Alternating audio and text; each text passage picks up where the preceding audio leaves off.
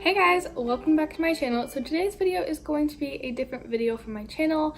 I decided maybe about a month ago that I wanted to start incorporating a little bit more lifestyle content into my channel because honestly, for the sustainable aspect of my channel, my interests are going to change. Sometimes I feel really into makeup and super inspired by it, and I have tons of video ideas. Other days, it's just not working for me. So I thought maybe I could start throwing in a little bit of lifestyle content here and there. For now, these are just going to be like bonus videos, so this will probably go up on a Sunday. But let's hop into the actual topic of today, and that is bullet journaling. Bullet journaling is something that I feel like, I just think that really blew up like the past year and a half, 2 years. I learned about it about a year and a half ago. I watched a video that Jamie Page did, which I can link down below.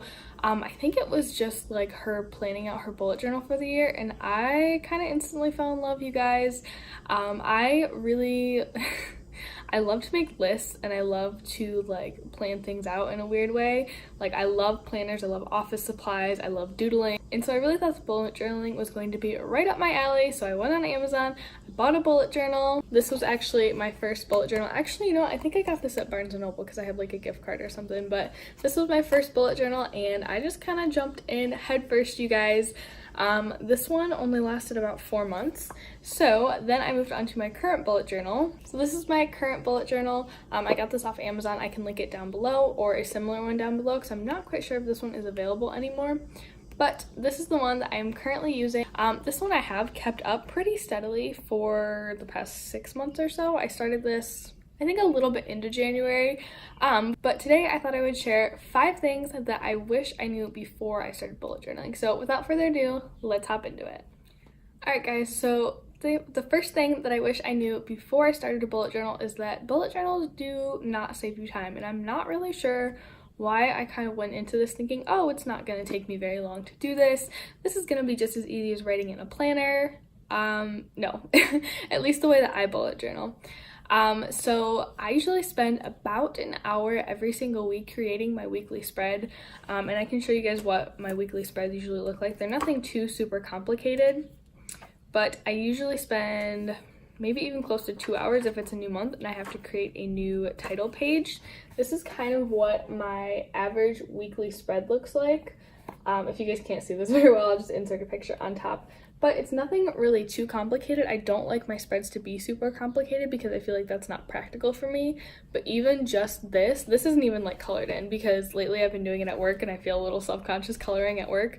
But even some of my spreads that are a little bit more like colored in, I put a little bit more effort into, like even this one is crazy basic. This one still probably took me about an hour to do, not to mention that I have to actually take time to sit down and plan everything in here. So yeah, bullet journals are a little bit time consuming, so don't go into your bullet journal thinking, oh, this is gonna save me so much time. It's gonna keep you organized, but it's not gonna save you time. So one thing that I especially learned going between my first bullet journal and my second bullet journal, just to compare these size-wise, I got this big one thinking, oh, it'll be great, I'll have lots of space to do all that I want. No, this is way too big for me. This might be okay for you, but I would recommend for a beginner for getting something about this size or smaller. This, I believe, it's like 8 inches by 5 inches or something like that. Again, it'll be linked down below if you guys are interested in this, but this is more than enough room for what I need. This one was just way too much room. Like, it would take me so long to do this because I had so much space, and I felt like, oh, I have to fill this space with doodles and spreads and all this other stuff, but that's really not practical, at least for me. And I just wish that I had known going into it that starting smaller is probably better. So the second thing that I wish I knew was those beautiful spreads that you see on Pinterest. You guys know the ones I'm talking about. I'll pop some up on the screen right here. They have beautiful little doodles, and they're so pretty, and they have like these gorgeous like calligraphy like strokes. Those are not realistic, at least not for most people. If you're an artist, maybe it is, or if you have hours and hours to spend on your bullet journal every week, maybe that is for you. But personally for me, that is not realistic for me, and that was something that I had to come to terms with.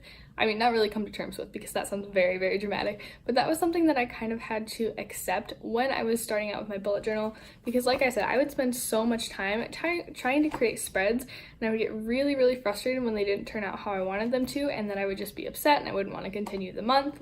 Your bullet journal is not going to be perfect, and you have to be okay with that, because these are supposed to be unique. I feel like Like, I remember I was so upset because I was doing this part of my bullet journal last year, and I think I was on one of these months, and I think I like started doing these little itty bitty teeny calendars. Don't know if you guys have been able to see that.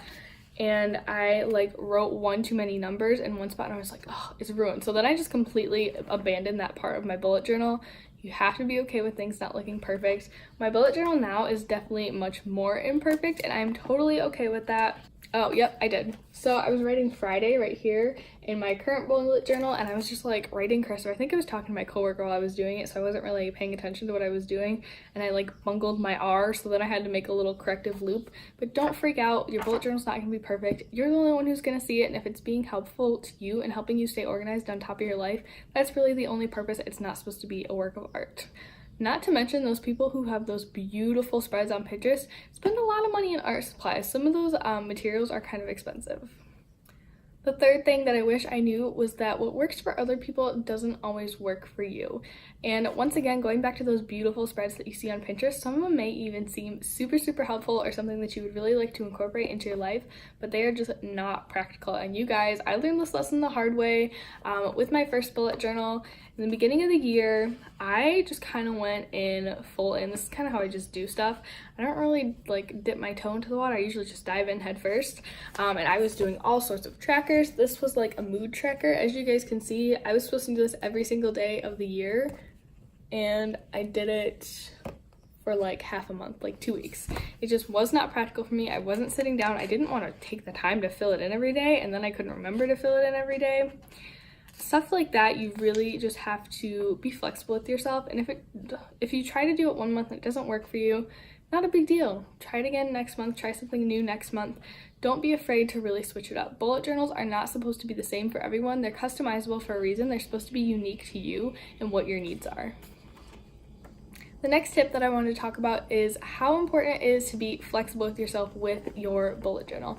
Bullet journals in their nature are very flexible, so I feel like in turn we should be very flexible with ourselves with our bullet journals. So going back to my first year, my year of mistakes, my year of wisdom sharing experiences for bullet journaling. When I started this bullet journal, I would not be like hard on myself, but I would be like very, oh, I forgot to do this last week in the month, or oh, I haven't done my bullet journal in like 2 weeks, and I was like hard on myself about it. And I felt like if I picked a theme, especially because I was kind of experimenting with how many like details I wanted to add to each theme, if I picked a theme and I got halfway through and I'm like, oh, I hate this, I would just make myself finish it out. And making myself finish it out was making me not want a bullet journal, which was defeating the entire purpose of this, to help me organize and kind of take control of my life a little bit better. So I think it is so important to be more flexible with yourself. If you're doing a theme and you're not in love with the kind of doodle style that you've been doing the past couple months, change it up, you guys. It's not that serious. Don't take it so seriously. This is supposed to be helpful for you guys. So like, for example, I did a space theme bullet journal. I had my theme for January was a space. I did this kind of star pattern the first week of January. The second week, I did this mess of a star pattern. I put stars like everywhere, and I really hated it because I felt like it was super distracting. I could barely see like the things that I was writing on it, the things that I was supposed to be keeping track of. And then so I switched it up the next month. I did something totally different, and I actually ended up really loving this like so much more. I kind of wish I would have done this in the first place, but you just gotta do things that feel right for you, that are helpful for you. The final bit of wisdom that I'm going to share with you guys today is that your bullet journal should not look like anyone else's. It is supposed to be uniquely yours, uniquely helpful to your needs. My bullet journal does not look like someone else's bullet journal. I primarily use my bullet journal to plan out my videos, plan out content for you guys, keep track of all of that. I have a separate planner for schoolwork. I pretty much just use a calendar for like my everyday life. But my bullet journal is not like anyone else's, and that's what I love about bullet journaling. It's in a way a creative expression of you. You can put whatever you want in here. In mine, like I said, I plan out content, but I also have a memory bank. I have my goals right here. I guess that's pretty run-of-the-mill. But I've also created this section that I call my month in scraps. I put movie tickets in here. I put, like, if I got on a Pure List or something, I'll put like the mailing label in there. Stuff that I want to look back and remember. In my bullet journal, I also include, not a lot of stuff, but I do include some stuff for like videos. Like right here, I'm keeping track of how many times I use the lippies in my lip games project, and I keep track of my makeup favorites right here. don't pressure yourself to have a bullet journal that looks like everyone else's. These are supposed to be different, they're supposed to be creative, they're supposed to be customizable. So that's gonna wrap up all of my bullet journal wisdom today. Let me know if you guys liked a bullet journal, or are you like, bullet what? What are you talking about, Sydney? Let me know if you guys are excited about these kind of lifestyle-ish videos. I don't have like too many other ones planned. The only one that I'm kind of working on in my head right now is like, I want to do a video talking about 5 super easy sustainable changes that I've made this year, and ones that you guys can make really easily too, because I think that's a really important topic and something that I would definitely like to kind of bring into the conversation on my channel. So thank you guys so much for watching. I hope you found this video entertaining. If you did, make sure to give it a thumbs up and subscribe. And I promise the next video will be more beauty related. If you didn't like this one, no big deal. Skip it. I will see you guys in my next one. But like I said, that's gonna wrap it up for me. If you guys are new here, hi, my name is Sydney. I film videos 3 days a week, Tuesday, Thursday, and Saturday, and occasionally Sunday, a little bonus lifestyle Sunday, but that's gonna wrap this one up. So thank you all so much for watching. I truly do appreciate it when you take time out of your day to come hang out with me here, and I'll see you in my next one. Bye!